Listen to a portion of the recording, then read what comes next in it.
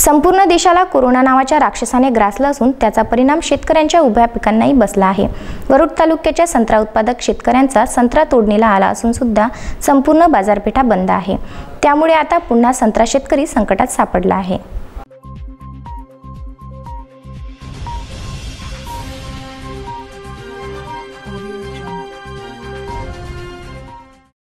सध्या वरुड तालुक्यामध्ये मृगबहराचा किमान 1 लाख टन संत्रा झाडावर शिल्लक आहे। सध्या जिल्ह्यात कलम 144 जारी केलेले आहे। या पार्श्वभूमीवर झाडावरील संत्र्याची 2 आठवड्यात तोड न झाल्यास संत्रा उत्पादकांचे किमान 300 कोटी रुपयांचे नुकसान होण्याची शक्यता आहे। त्यामुळे संचारबंदीच्या कायद्यात संत्रा उत्पादकांना शिथिलता देण्याची मागणी राज्य संत्रा उत्पादक संघाद्वारे पालकमंत्र्याकडे सोमवारी करण्यात आली।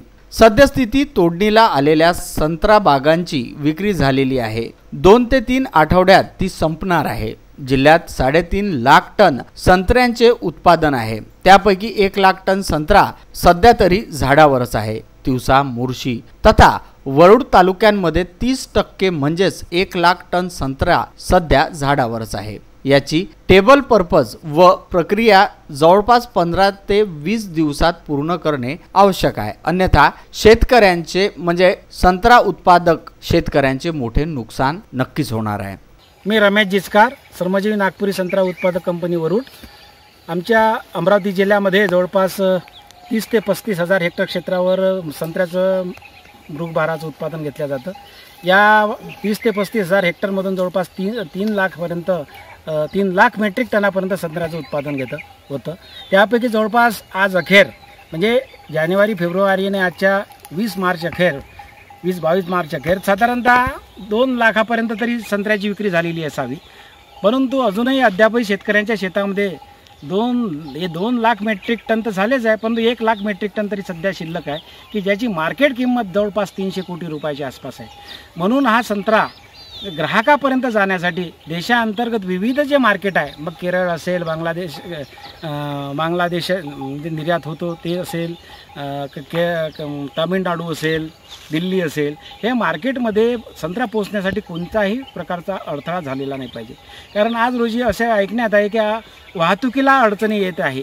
काही गाड्या आज तेलंगणाच्या बॉर्डरवर थांबल्या आहे, बांगलादेशच्या बॉर्डरवर थांबल्या आहे, जम्मू काश्मीरच्या बॉर्डरवर थांबल्या आहे। याच्यामुळे या संत्र्याचा जर विना अडथळा जर आपण संत्र्याची वाहतूक झाली तरच आपण या संत्रा उत्पादक शेतकऱ्यांना मार्केटिंग करू शकतो। दुसरं असं महत्त्वाचं की जे संत्रा प्रक्रिया करणारे जे कारखाने आहे, जळगावचा जैन फार्म फ्रेश आहे, नांदेडचा सिट्रस प्रोसेसिंग इंडस्ट्री आहे, हे सुद्धा प्रतिदिन जवळपास 200 ते 300 ton 300 metric ton per day कॅपॅसिटीचे चालणारे कारखाने आहे। अशा कारखान्यांना सुद्धा विनंती करून का तुम्ही संत्रा जास्तीत जास्त गाळप करा, असे आपण त्यांना शासनामार्फत त्यांना जर कळविणे गरजेचं आहे। याशिवाय शासनामार्फत शासनाला मी एकच विनंती करू इच्छितो की उपलब्ध जर कालावधी लक्षात घेता, म्हणजे 10 ते 15 दिवसाचा कालावधी लक्षात घेता, ज्या देशांतर्गतचं मार्केट जे आहे तसेच निर्यातीचे जे मार्केट आहे त्याकरिता सर्व काळजीनिशी सर्व वैद्यकीय काळजी घेऊनच आपण ह्या संत्रा विक्री करू असे आमच्या शेतकरी बांधवाच्या तर्फे मी ग्वाही देऊ शकतो।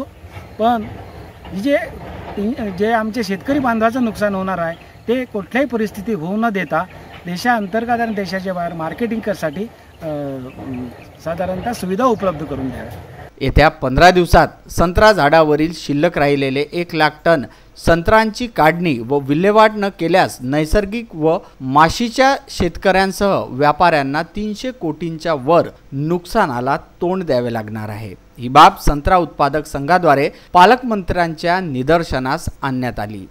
Bureau report, Vidarbha news.